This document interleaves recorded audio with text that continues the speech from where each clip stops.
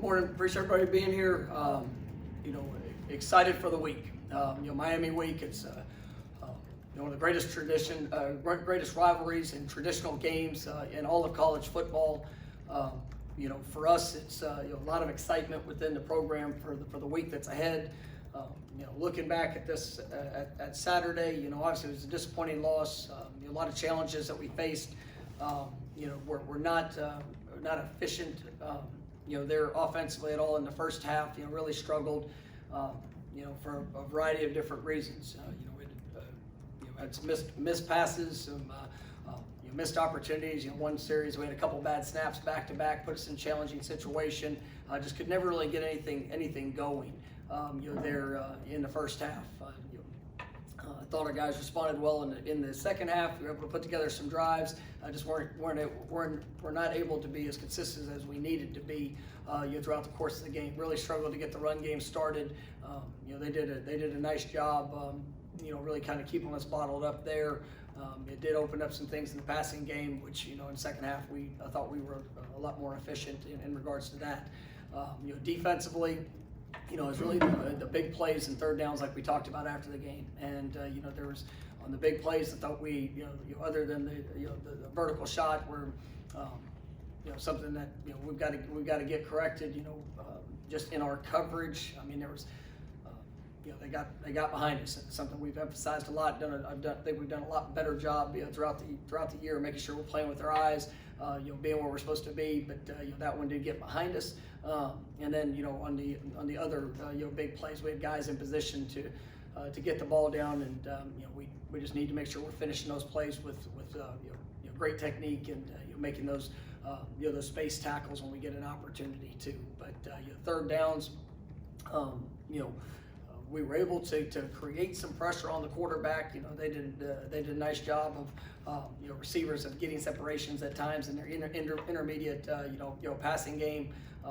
Some bang plays, but I thought that was something that allowed them to sustain some drives that forced our defense to be on the field longer than what it needed to be, and that was something that just throughout the course of the game, our inefficiency in the first half offensively, it forced our defense. I think the time of possession was it was well out of sorts, but kind of a combination of all those factors. So, but moving forward.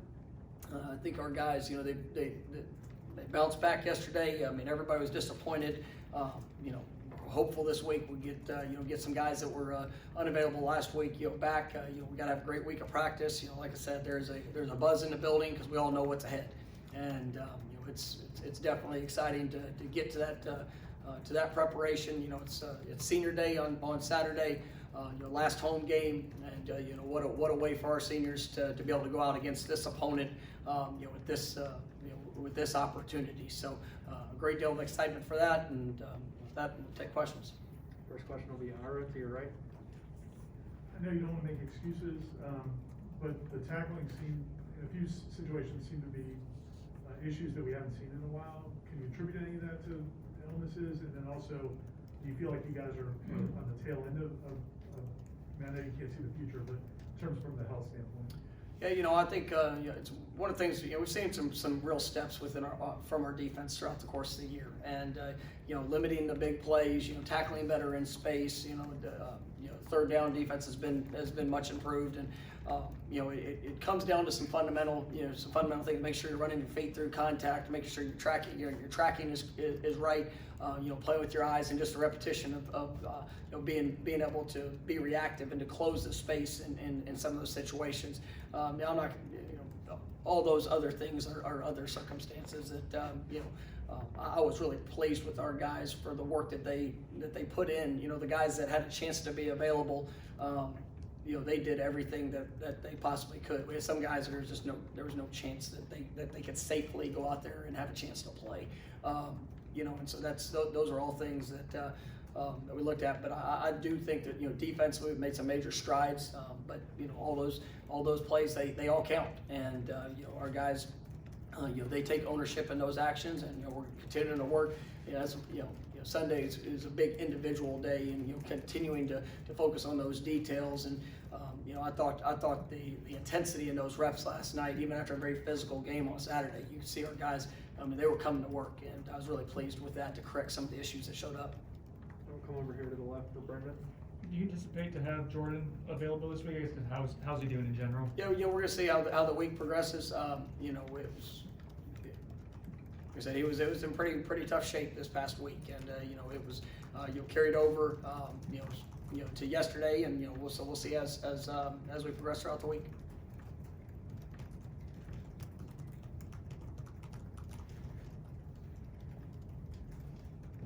All right, we'll go to Kurt. You talked about FSU Miami. I guess, how weird is it weird for you? You've been here, almost 2 years, and this will be your first time kind of being on the sidelines for one of the in-state rivalry games? It's actually, our staff meeting this morning, it's one of the things I mentioned. I'm excited about this game. I'm excited about being a part of this game. You come to Florida State, and the first thing you think about are those games and what they mean not only to our program but to the state, to our fan base, everybody involved. And it was unfortunate last year that I wasn't able to be there. It's been a long time coming, and a lot of excitement from our staff and our players just to go and be able to compete. And Miami's they're on a three-game win streak. They've been playing really well, playing with a lot of confidence here as of late. And we know that this is for this game. You take all records out of it. You take everything that's happened up into it. It's about what we do this week. And come 3:30 on Saturday, there's going to be a ton of passion, ton of excitement, and we're looking forward to the game.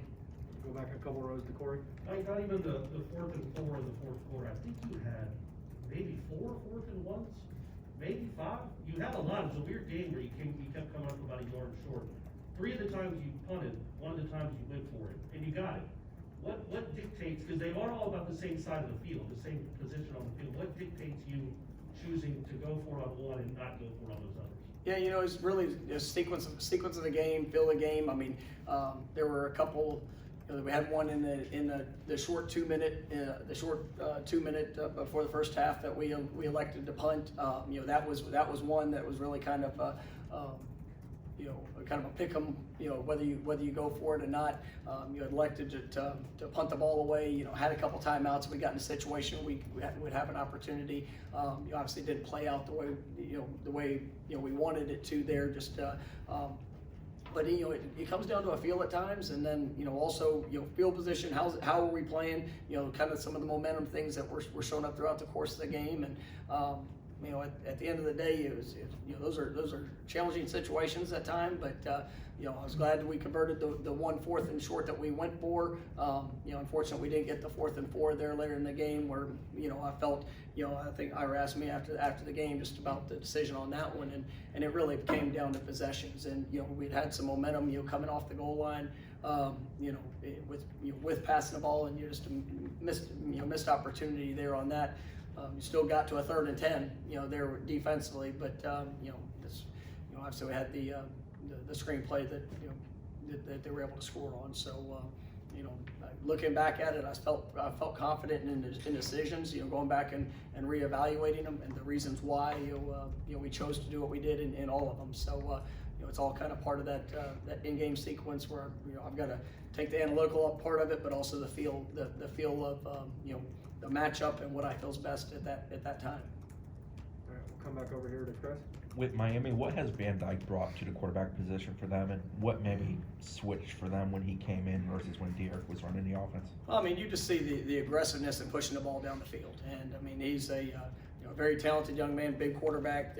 Can really extend plays. He's tough to tackle. That's one of the things you don't view him as an overly mobile quarterback, but he has really hurt people with his legs. And if you don't keep him contained, he's got good enough speed to he scored multiple touchdowns from 20, 30 yards out, just due to scrambling. And but you see the arm strength, the way he's able to locate the ball down the field. He's really stretched defenses to where they're having to to defend the field vertically, and then you get, obviously Knighton at running back is getting him back, and just the spark that what he brings, catching the ball in the backfield, and the dynamics he brings as a runner as well. I mean, you see their offense, that identity is really showing up, and that's it makes them challenging, and they've done a really nice job. They got Rambo at receiver, who's one of the best receivers in our league, and playing at a high level. We'll go back over to the right to Ira. After the game, McKenzie said that, all you need to know about Keyshawn is that scramble drill, he works from one corner of the end zone to the other. You just talk about that play and how much, I guess, pride as a coach when you see something like that play. I mean, that's one of the things that, never giving up on a play. It just, Keyshawn was actually, his landmark was the absolute back corner of the opposite side of the end zone, and McKenzie scrambles, was able to spin around, back and forth a little bit, and saw Keyshawn just, I mean, he started booking it, scramble, utilize the scramble rule, even all the way across the field, was able to get behind the defense in the back of the end zone, and McKenzie was able to eye him and put the ball in a place where it's us or nobody, and that was a heck of a play.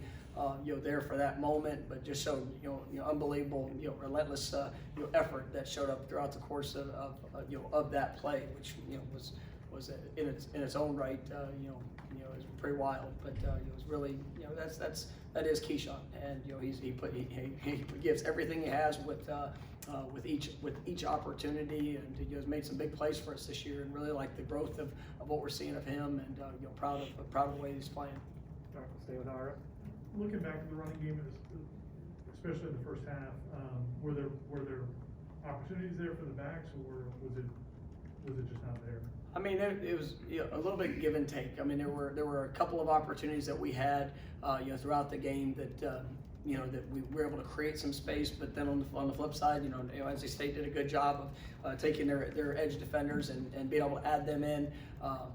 There was a couple times where McKenzie was able to get the ball or hold a defender and created a little bit more space, and we had the some of the bigger runs that we did that did show up in the game. But I mean, they did a nice job of jamming things up, and we made a couple of adjustments. We were able to create some space in there, and I thought there were some positives. I was really pleased with the O-line, just even in a halftime adjustment that they were able to take that and be able to execute it there in the second half. It was to be able to create some momentum, and then also with the efficiency in the passing game in the second half, you started to see more space that was created. We forced them to play a little bit more with space on the roof, and we pushed the ball down the field a couple times, and that opened up some things in the running game. But it's a fair balance of that. But I mean, they did a nice job, and we could continue to do a better job of trying to help put our guys in the best position, and then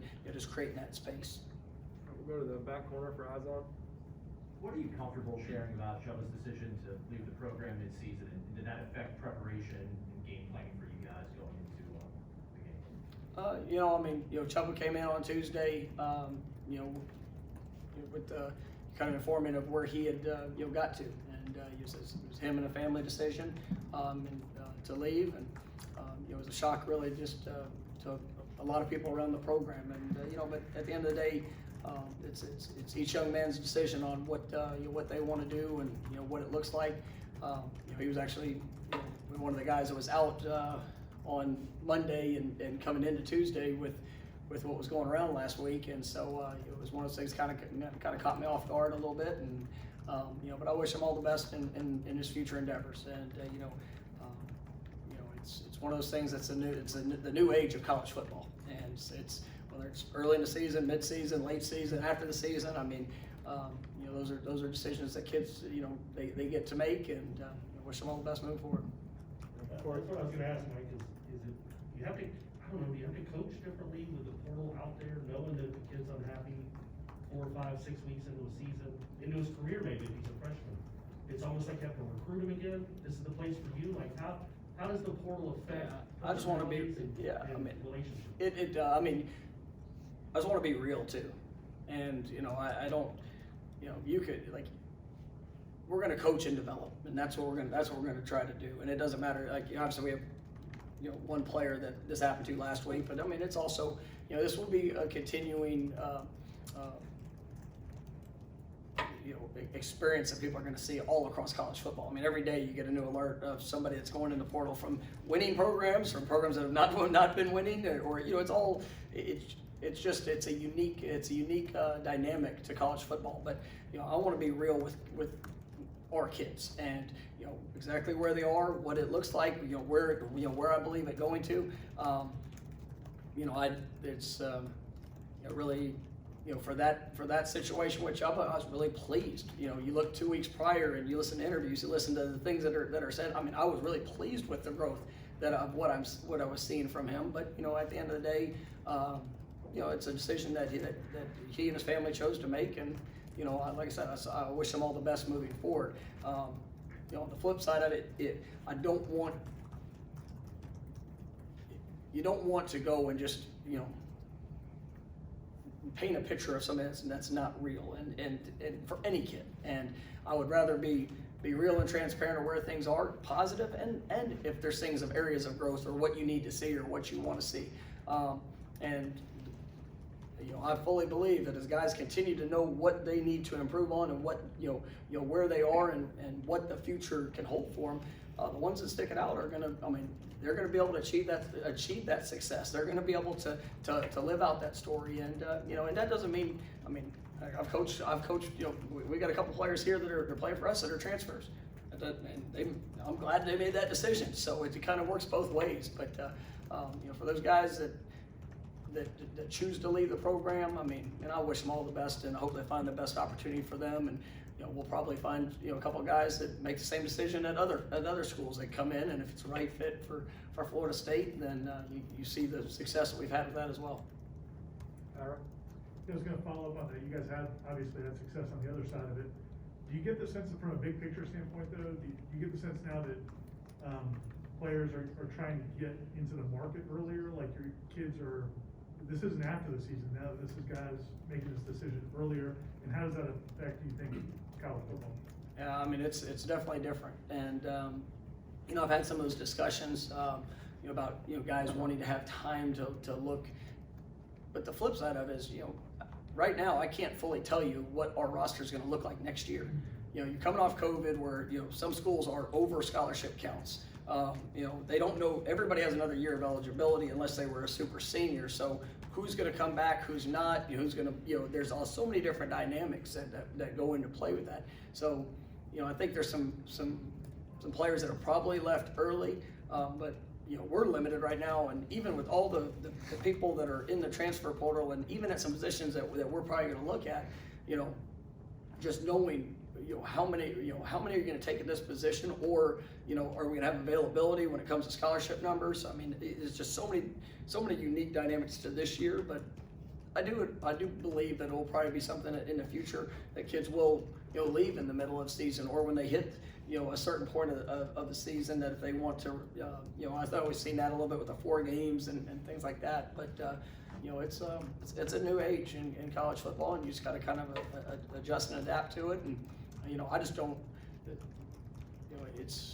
you never know what the future holds. And for guys that might leave and explore other opportunities, just not knowing what what maybe could have been or might have been. It's just, those are the challenging decisions you always have to make in life. Anything else for Coach? Aslan?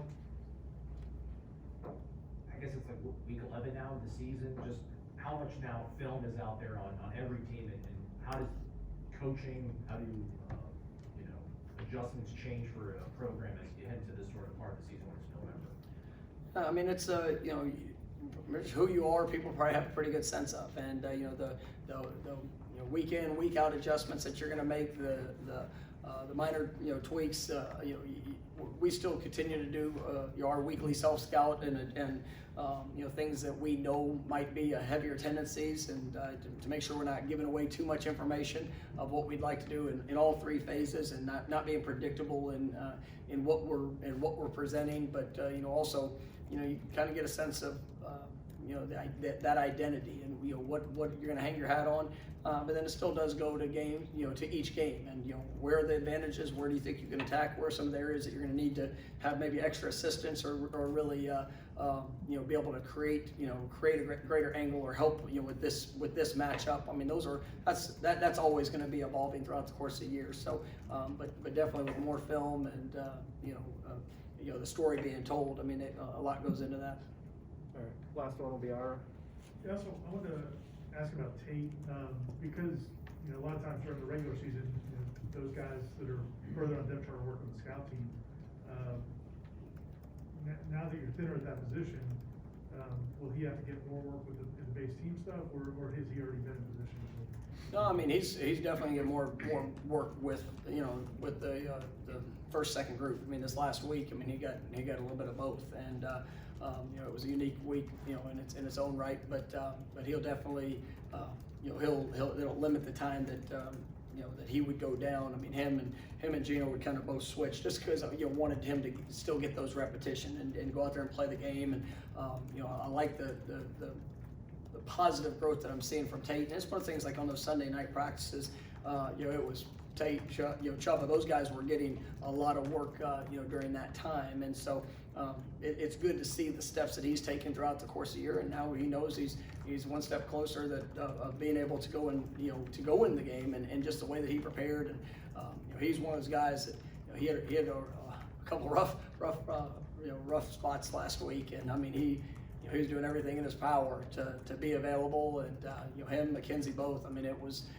and so he knew he was one play away, and it was, you know, he prepared the absolute best that he could to be ready if his number was called. All right, thank you, guys.